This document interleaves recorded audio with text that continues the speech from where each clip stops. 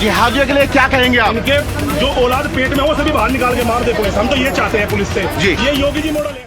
सोचिए उन्मादियों की भीड़ कितनी ज्यादा आजाद हो चुकी है कि उन्हें कोई डर नहीं लगता।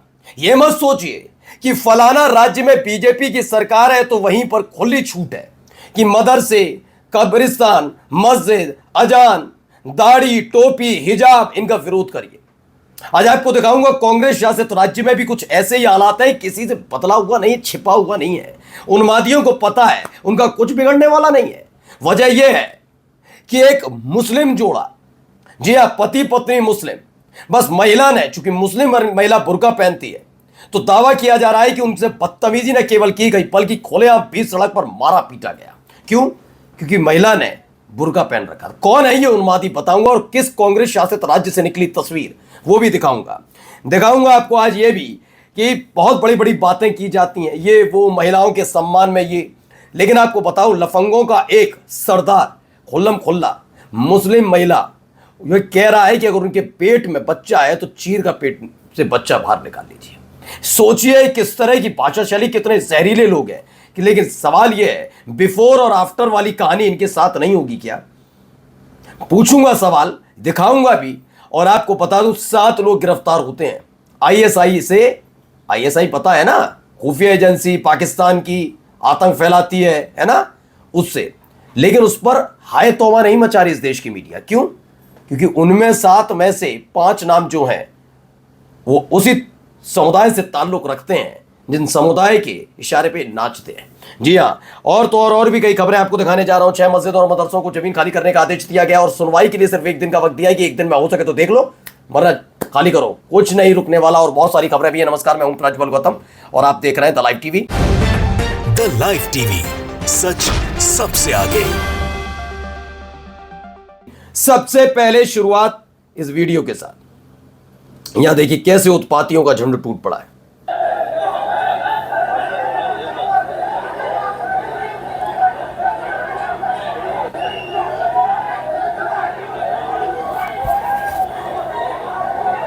ये देख रहे हैं, ये देखिए। तो अब यह खबर निकली है तेलंगाना से। जी हां, कांग्रेस शासित राज्य से, इसलिए इसमें भी देखिए। एसवीएस हॉस्पिटल महबूब नगर तेलंगाना, एक नए शादीशुदा मुस्लिम जोड़े जिनका नाम है मोहम्मद तैला और फरहाना बेगम पर सड़क हादसे के बाद नशे में धुत युवकों के समूह ने कथित तौर पर हमला किया। चश्मदीदों का दावा है कि फरहाना को इसलिए निशाना बनाया गया क्योंकि उन्होंने बुर्का पहना हुआ था। खबरों के मुताबिक हमलावरों ने हमले के दौरान उनके गहने भी छीन लिए।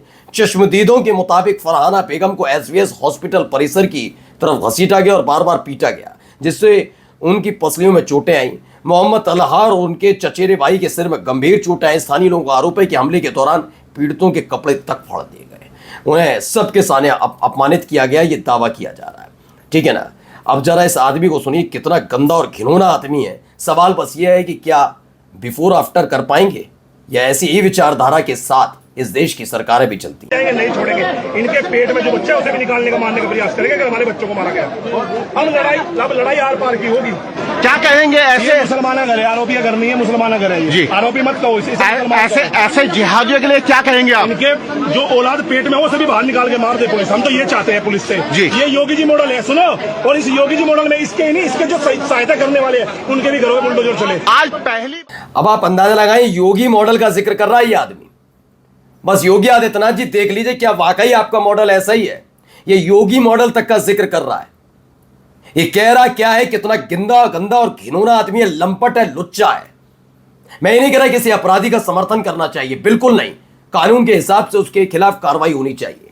लेकिन आप सोचिए कितनी गंदी और घिनौनी बात ये आदमी करता है। क्या है ये? है भी कुछ नहीं। ये ललित शर्मा नाम का एक लिखा है कि पेशाब, बिल्कुल पेशाब शब्द गलत नहीं लग रहा मुझे, बिल्कुल मैं पढ़ूंगा। मुस्लिम महिलाओं का गर्भ चीर कर उसमें पल रहे बच्चों को मारने की धमकी दे रहा है। एनसीडब्ल्यू इंडिया यानी कि महिला आयोग ने इस नर पिशाच की यह धमकी सुनी क्या उत्तराखंड सरकार की मुखिया धामी इस पिशाच पर कार्रवाई करेंगे? क्या उत्तराखंड कॉप्स इस आतंकी पिशाच पर यूएपीए लगाएगी? इस पिशाच के सर पर आखिर किसका हाथ है जो कानून और संविधान से भी ऊपर है? इस पिशाच की बदजुबानी, इस पिशाच की धमकियों सिलसिला थमने का नाम नहीं ले रहा है और ये लगातार ऐसे ही कर रहा है, लेकिन कोई नहीं, ना ही डीजीपी यूपी की भी पुलिस ने कोई एक्शन लिया, कोई कुछ नहीं करता। तो क्या ये छोड़ा गया है इसीलिए? अब आते हैं एक रिपोर्ट पर, जरा पहले थोड़ी सी रिपोर्ट सुनिए। भारत में मुसलमान सुबह उठता है, न वो दांत मांजता है, न वो चाय पीता है, न वो नहाता है, वो दफ्तर भी नहीं जाता। सुबह उठकर सिर्फ एक काम करता है, या तो वो लैंड जिहाद करता है, लव जिहाद करता है, या थूक जिहाद करता है, यूपीएससी जिहाद करता है, और अब कॉर्पोरेट जिहाद भी कर रहा है। ना, एक रेस्क्यू जिहाद भी है। दिल्ली के मैं हुआ था ना, वो मुस्लिम लड़कों ने बचाया, सामने गद्दे वाले भाई साहब थे, वो मुस्लिम थे जिन्होंने गद्दे दे दिए थे।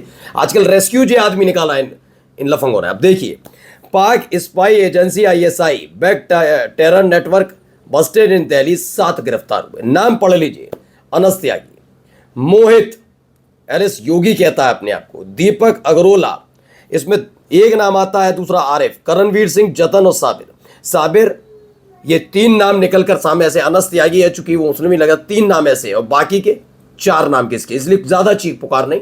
चीख पुकार इस पर भी नहीं कि यूपी के सहारनपुर में गौकशी का भंडाफोड़, 11 गोवंश बरामद होते हैं, गोवंश बरामद होते हैं, लेकिन चीख पुकार नहीं करनी। क्यों? क्योंकि पुलिस ने इसमें सुमित को, विशाल को, आनंद को, नितिन को, भानु को, इनके साथ 6 लोग गिरफ्तार, मतलब कुल 6 गिरफ्तार हुए। बस ये कहिए, सुमित की जगह सलमान नहीं था, ठीक है ना, विशाल की जगह फरहाद नहीं था, आनंद की जगह अमजद नहीं था, नितिन की जगह कोई मुस्लिम व्यक्ति नहीं था, और कोई ऐसी भानु की जगह भी कोई इस्लामिक व्यक्ति नहीं था, इस्लाम नाम वाला, उर्दू नाम वाला, वरना अब तक तो बताया जाता। देखिए कहां से, उत्तर प्रदेश के सहारनपुर से जिले में गोकशी के खिलाफ चलाए जा रहे विशेष अभियान के तहत 6 आरोपियों को गिरफ्तार किया, और 6 का नाम मैंने आपको बता दिया, लेकिन कहीं चीख पुकार कुछ नहीं। हो सकता है ये 12 साल 14 साल से ज्यादा उम्र वाली गौवंशों को ले जा रहे हैं, और क्या कहूं। आइए जरा यहां पढ़िए, बाड़मेर 6 मस्जिदों को बेदखली का नोटिस दिया गया है। जवाब का नोटिस, जवाब के लिए मिला है सिर्फ 1 दिन का वक्त। APCR ने सवाल उठा दिए। सवाल तो उठने भी चाहिए, लेकिन 6 मस्जिदों को राजस्थान के बाड़मेर जिले में ये गड़ा रारोड इलाके में प्रशासन द्वारा 6 मस्जिदों और मदरसों को जमीन खाली करने का नोटिस दिए जाने पर विवाद खड़ा हो गया। APCR के मुताबिक मस्जिद कमेटियों को यह नोटिस 17 जून की शाम को मिला, जबकि जवाब देने या जगह खाली करने के लिए सिर्फ अगले दिन यानी 18 जून तक का ही समय दिया गया है। सोचिए, 17 जून को नोटिस और 18 जून तक जवाब दे दो तो दे दो, वरना खाली करिए। अब आप सोचिए, कुछ जवाब देने तक का वक्त नहीं दिया जा रहा है, जिससे अगर जवाब देंगे तो उन पर कागज आएंगे, कागज दिखाएंगे तो फिर हमें कार्रवाई रोकनी पड़ेगी, लेकिन कार्रवाई रोक दी तो कैसे खुश करेंगे दूसरे लोगों को जो कट्टरवादी कहते हैं, जिनकी बतौलत सरकारें चलती हैं और बनती हैं। अब जरा इनको भी सुनिए, ये भाई साहब क्या कह रहे हैं। RSS ತಗೊಂಡು ದಲಿತ ಮನುಷ್ಯನಿಗೆ ಅದಕ್ಕೆ ಬೇಕು? ನನ್ನ ಪ್ರಶ್ನೆ ಅಪ್ಪ. ಸೋಮ ಆರಾಮಾಗಿ ಹೋಮ್ ಮಿನಿಸ್ಟರ್ ಮಾಡ ಅವ್ರ ಒಂದು ಮಿನಿಟ್ ನಾ ಹೇಳ್ತಾನೆ ಕೇಳ್ರಿ. ಅವ್ರ ಅಪ್ಪ ಕಾಂಗ್ರೆಸ್ನಾಗ ದುಡ್ದದನ್ನ ಕಾರಣಕ್ಕೆ ಅವನಿಗೆ ವ್ಯವಸ್ಥೆ ಮಾಡ್ಯಾರ. ಚಂದಾಗಿ ಹೆಸರು ಗಳಿಸ್ಬೇಕಿಲ್ಲ, ಜನರು ಕೆಲಸ ಮಾಡಿ. ಈ RSS ಇಂದ ಗಂಟು ಬಿದ್ದ ಅಂದಾರ ಅವೇನು ಸರ್ವೈ ಆಗೋದಿಲ್ಲ. ನಮಸ್ಕಾರ. तो ये जो बोल रहे हैं मैं बता देता हूँ, लेकिन फिलहाल पहले इनका नाम जान लीजिए। इनका नाम है रमेश जिनागी। ये भारतीय जनता पार्टी के सांसद हैं।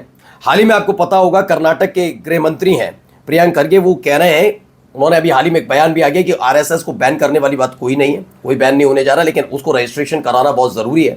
एक बड़ी संस्था है, बड़ा संगठन है, उसका रजिस्ट्रेशन होना ज़रूरी है, फंडिंग के बारे में पता लगना ज़रूरी है। केवल इतना का अब ये आदमी जो है, ये बीजेपी के सांसद कहते हैं, why is a Dalit man concern with RSS। मैंने कहा ना, ये महिला आरक्षण बिल ला रहे हैं, लेकिन ला रहे डिलिमिटेशन बिल, महिला आरक्षण बिल के आड़ में करके खेल करके कुछ करते हैं। ऐसे ही समझ लीजिए, महिला आज तक कोई सरसंघ चालक क्यों नहीं बनी, पहला सवाल। दूसरा, दलितों के बारे में इनकी सोच क्या है, बीजेपी के नेताओं की, RSS की जरा सोचिए। कहना कि RSS के बारे में चिंता करने की क्या जरूरत है एक दलित आदमी को, क्योंकि रैंक करके दलित समुदाय से आते हैं इसीलिए। और एक जाते जाते एक चेहरा, अब तमिलनाडु की अनुकीर्तना ने आत्महत्या कर लिया। अनुकीर्तना ने इस बार नीट का एग्जाम दिया था, लेकिन पेपर लीक होने के बाद वो हताश हो गई। रणविजय सिंह का दावा है अब अपनी जान ले ली। नीट पेपर लीक की वजह से अब तक 10 युवाओं ने आत्महत्या की है। ऋतिक मिश्रा, पढ़ते जाइएगा नाम, क्योंकि इसमें अगर आपको कहीं से भी एक मुस्लिम नाम नजर आए तो बताइएगा।